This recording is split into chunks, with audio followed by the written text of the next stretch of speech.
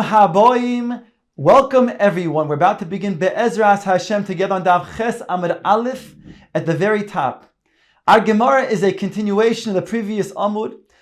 Let us recap what we said until now. Rav Yosef tells us that if you have a mavui, of course that's open from the Rishus Harabim, and goes into a rechava is the area behind the houses in a chotzer.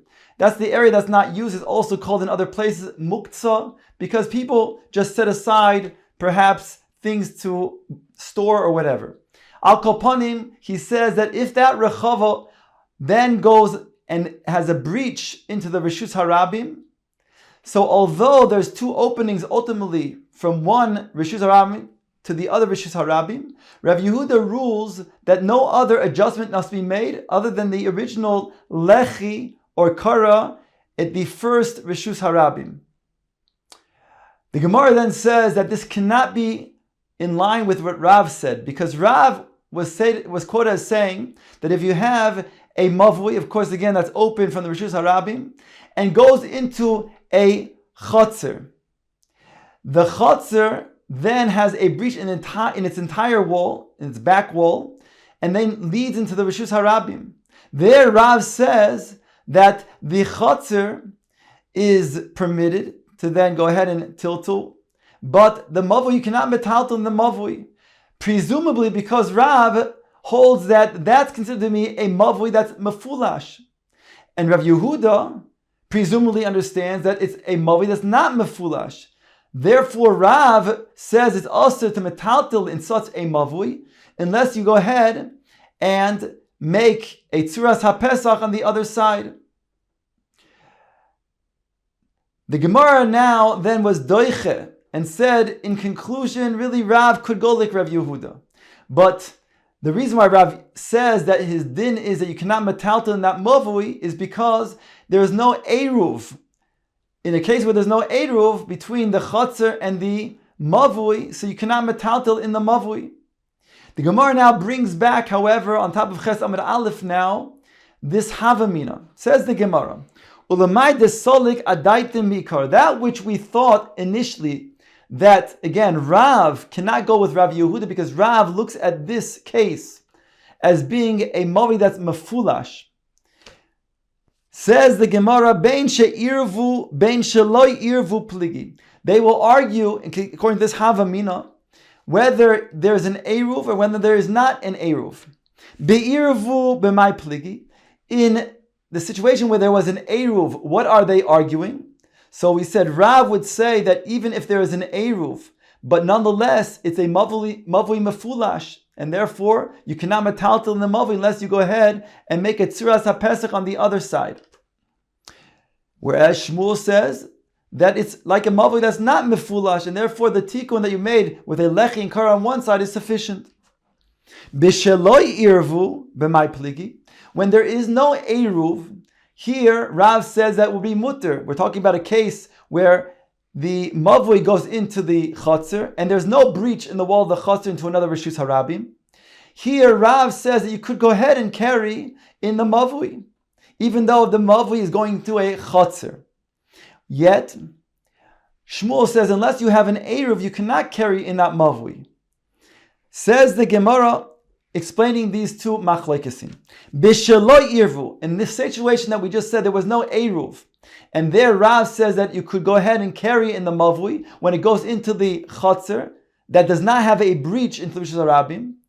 So, pligi benira mibachutz v'shava mibifnim. They're arguing about if you're standing inside of the chotzer, which is considered to be mibachutz, and from there you can see when you stand into the chotzer, you can see that there was a breach from the mavui into the chotzer, because you see that there are walls that are jutting out after the mavui goes into the chotzer. So from the perspective of the one who's standing in the chotzer, you can see there was a breach.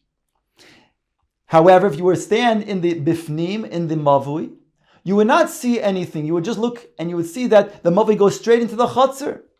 That there's a machlekes. That Rav says that we look at it as if it's considered to be two separate places, whereby Rav says that you can go ahead and metaltel in the mavui, just like you can metaltel in the chotzer, even though there's no eruv. Whereas Shmuel says, no, since it's, from the perspective at least, from the one who's in the chotzer, like two separate areas, therefore you would have to make an eruv in order to metaltel in the mavui.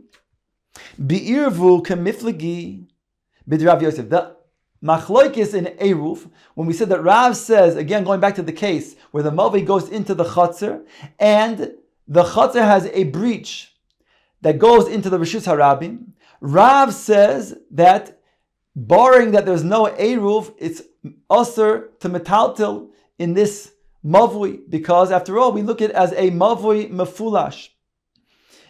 And according to Havamina, nothing to do with eruv, it's a mavui mefulash. Whereas Shmuel says it's like a mavui that is sasum, because we look at it as going into the chotzer alone. And therefore, we don't view it as going into the Rishus Harabim behind the chotzer. Dom Rav Yosef, what's the machlokes? That what Rav Yosef said, Lo shanu ella shekola leemtza rechava, aval kola letzir rechava aser. The machlokes between them is when it talking about where the mavui goes into the middle of the chotzer, meaning to say on both sides it juts out, and then Rav says that it's mutter. Then Rav says that you need to adjust it in order to carry in the mavui, because otherwise it's a mavui that's a mefulash. Whereas Shmuel says that no, that you don't need to make an adjustment, because it's like a mavui that is not mefulash.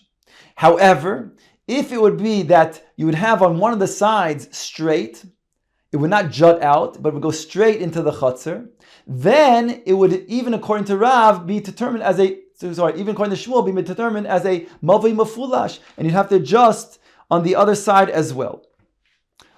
Omar Rabba, so now Rabba further qualifies this statement. That which we said, if it's in the middle of the rechava, it would be mutter. In other words, that which is mentioned now in the name of Rav Yosef, that if it's going in the middle of the chotzer, so then there's a machlokes between Rav and Shmuel, whereby Shmuel said you don't need adjustment. That's so long as it's not going directly to the Rishus Harabim. In other words, the opening of the mavui through the chotzer does not have an opening that's directly across from it into the Rishus Harabim on the other side. Aval ze keneged ze also. But if it would have a direct opening straight from the mavui into the chotzer into the Rishus Harabim, then that would be also even according to Shmuel. Rav Misharsha further qualifies the machlokes. That which we just said now, that Shmuel would say if it does not go directly through into the Rishus Harabim, but rather you'd have to go a little bit into the chotzer itself and then out into the Rishus Harabim. Is it mutter? That's providing that the rechava is a rechava that's used by the populace, means it's joined, it's belonging to many people, the people of the chotzer. Aval rechava diyachid, if it would be a rechava that would be individually owned, zimnin dimlach alo ubani labatim, then the individual sometimes may change his mind and build a house, meaning to say that which is going to be at the current state, which is jutting out, he may build and it'll make it parallel, so go straight into the wall of the mavui. In other words, the mavui's wall will end up being an elongated wall going through the chotzer straight, and that itself would be a problem. So therefore, it can only be, he says, if it's a wall a rechava that's belonging to the rabbim, but belonging to the individual, the concern would be that he would then build in that area, and therefore the mavui would go straight and become an elongating wall, which would then be a problem, and you'd have to then make an adjustment. Because then it would turn into that tzidei rechava that we said everybody would agree would be aser. Again, when you have the mavui's wall that would go into the wall of the chotzer, and it would be like one long wall. Umenot hemra. Now the Gemara asks, well, what do we know to say?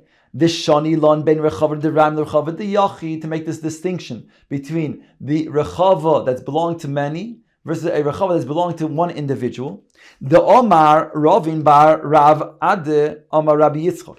Maise b'mavui echad shetzidoi echad kale liyam v'tzidoi echad kale ashpa. There was a maise that took place where they had a mavui, of course, that was opened up from the Rishus HaRabim, but on either side of the mavui had on one side an ashpa, on the other side a yam. And the other end was sosum. So it was a mavui that was sosum, a closed mavui. So it says that this maisa came before Rebbe. Uba maisa lifnei Rebbe, v'lo omar ba. And he didn't paskin. Is this a mavui that one can go ahead and metaltil with just a lechi yakara at the entrance way? Or does it need something else? He didn't paskin. Lo hetev lo is, not one way or the other. Iser lo omar. He didn't say that it's prohibited because the hakam mechitza, you have mechitza of the yam on one side, which we're saying is at least asar tfachim, and you had a mechitza on the other side, which is the ashba, also the height of asar tfachim.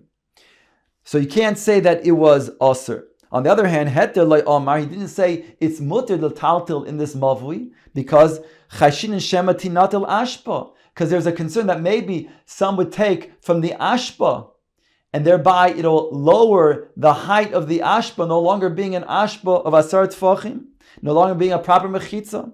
V'yale hayam sirton, or alternatively, maybe the yam will become sloped. In other words, the dirt and the sand and the rocks will make it slope, so it'll lose the height of the asar tfachim being a wall. Ask the Gemara, mi chashin and shemetinatel hashpa. Are we concerned that maybe the ashpa should be taken? And that's why Rebbe did not paskin that it should be, that would be mutter, because he was concerned that maybe the ashpa would be taken. Vehatnan, behold, it says ashpa b'rishus harabim gavoya asara. If you have an ashpa, a trash heap, at least asar tfachim high, chaloin she'al gabo zorkin lo b'shabbos. A person can throw his trash from his window on top of the ashpa because it's higher than asar tfachim. It's a makam petur. So we're not concerned over here that the ashba would become lowered from its asar tfachim position.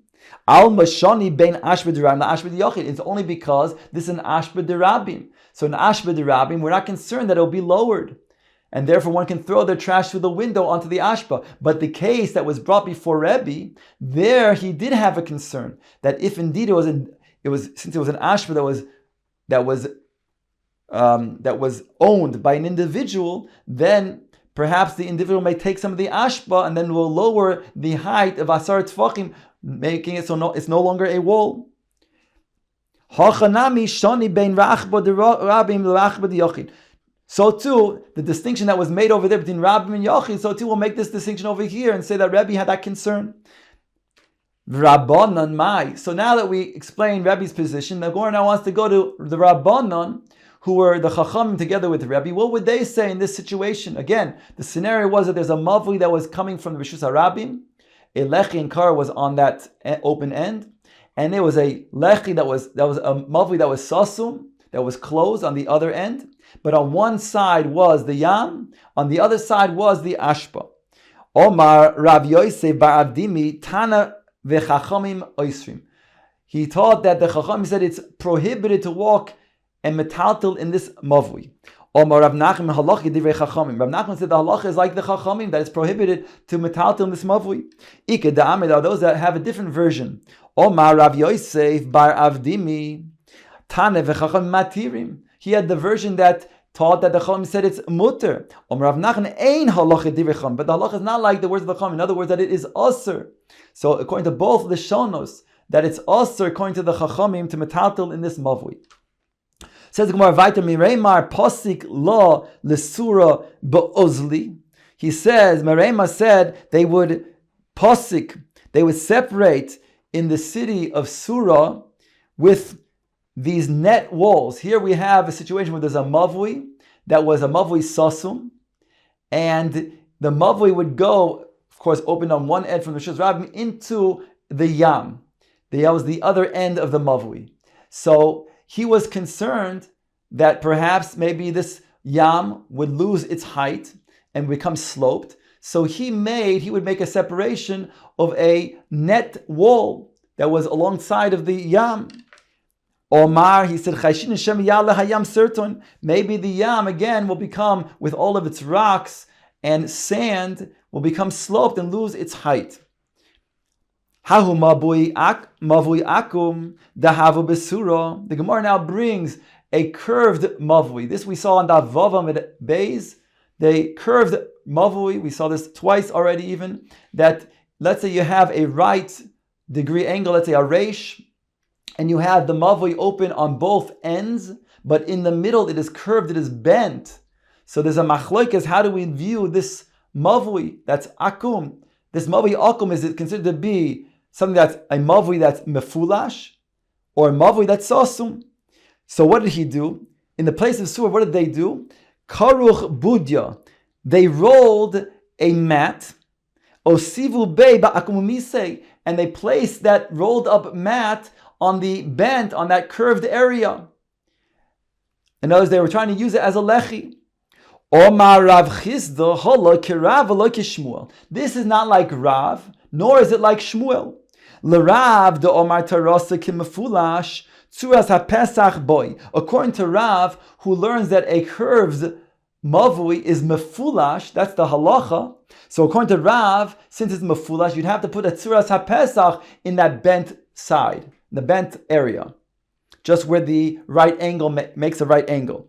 L'Shmuel the Amar Tarasik Sasum Hanimi Lechi Ba'alia. According to Shmuel, that requires only a lechi, because he says that it's a mavui sasum. So you'd have to put a mavui, you'd have to put a lechi that is a good lechi, either on the other end of the opening, because the other people in Neherda did not put the lechi on the other opening of the Rishus Harabim, or according to some, we'd have to put it where the bent curve is, the lechi. And here, it wasn't a good lechi, because it was a rolled up mat. Since the wind can come and throw it off, it's not a good lechi, it's not valid.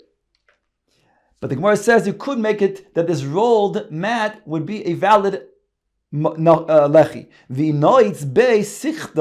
Because if you stuck a peg into the rolled mat and then you put it hard against the wall, and connected it, then it would stay even against the wind. So that would be a way of making it a valid lechi in such a case of a mavui akum.